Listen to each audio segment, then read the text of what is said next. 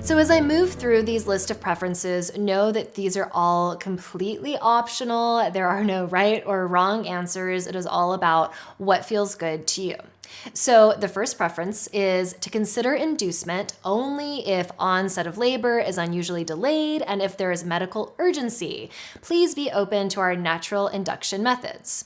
So sometimes moms are encouraged by their medical care provider to receive maybe Pitocin, which is artificial oxytocin, and what this can do is stimulate surges, is kick you into labor.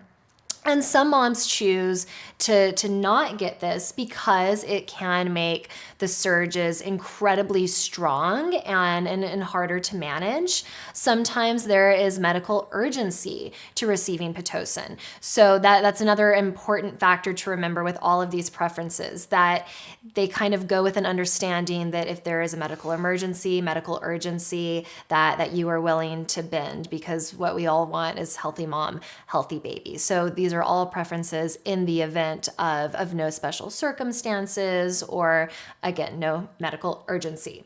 So you can choose with this one. If you are told by your care provider, we can induce if you want, and your instinct is like, yes, let's induce, then you absolutely do not need this preference. But I just want you to have the knowledge that Pitocin can make those surges really strong. And some women with the Pitocin decide that they also need the epidural because it can be trickier to manage the intensity. Some women can get the Pitocin, go into labor, and then they can turn the Pitocin off and they go on their own without it. So there's no exact formula for what happens after you receive Pitocin, but just talk to your care provider about it, ask them their thoughts on it, ask them if there's alternatives, if Pitocin doesn't sound like a good option for you. Okay, so the next one is to have the following people present during my birth. So this is really important because you might have 10 people that want to be in your birthing room if you're at the hospital, for example. But if you only have 2 people on the list, then you can empower the nurse to not let anybody else in. So this can kind of take some pressure off of you if you let the nurse or whoever is your attendant, if you let them know, I only want, for example, my birth doula, this is her name, my midwife, this is her name, and my partner, this is his or her name, and I don't want anybody else in the birthing space. Then the nursing staff can ask maybe your mother, for example, to not come in, or your cousin who is really opinionated about birth to maybe stay in the waiting room. So it sounds like a simple thing, but it's nice to have the names of the exact people that you do want in the space. Okay, the next one is to decline administration of the Heplock upon admission. So this is the IV that is usually a protocol to give a mother when she enters the hospital and she goes to the triage room.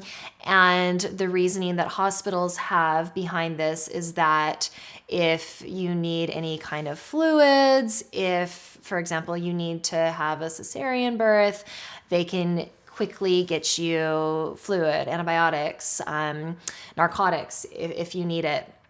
And this is, again, totally optional because some women, it does not bother them at all to have that Heplock in there. The needle doesn't bother them. You can still move around. And some get really, really distracted by it.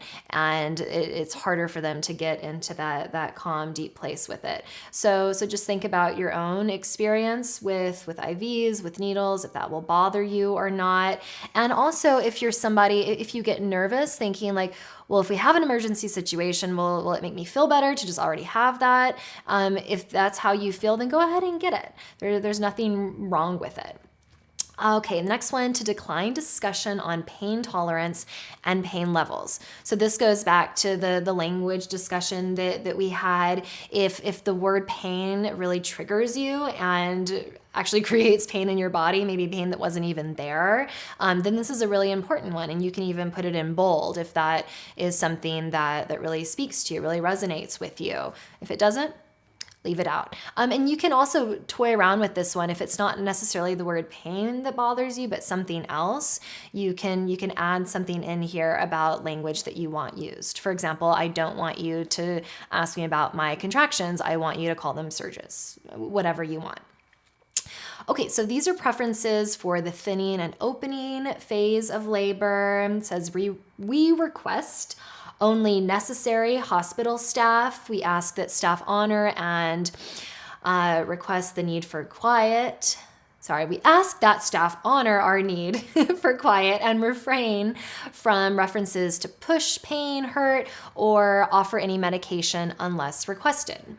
In hospitals, especially if it is a hospital where there's students, you might end up with a lot of people in your room, and that can be really distracting.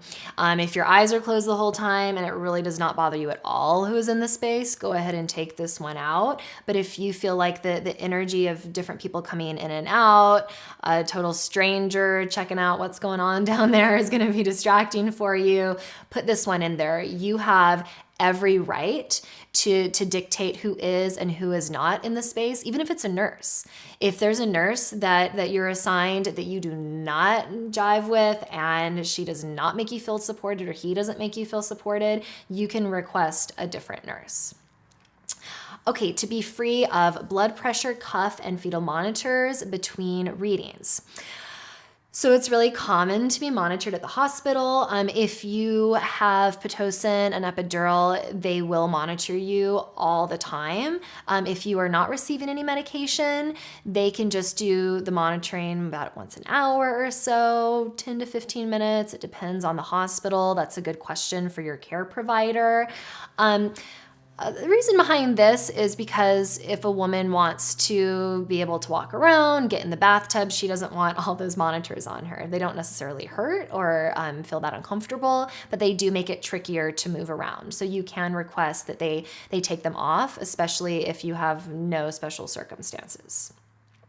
All right, minimal number of vaginal exams with permission to avoid premature release of membranes. So sometimes if your water hasn't released yet, a vaginal exam could potentially release your membranes, release your water.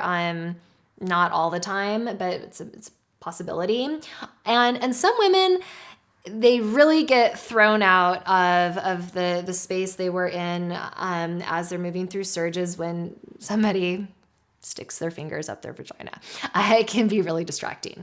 Or some women really want to know how dilated they are. That's the only way they're going to be able to tell you if you're 6 centimeters or 10 centimeters is by doing a vaginal exam.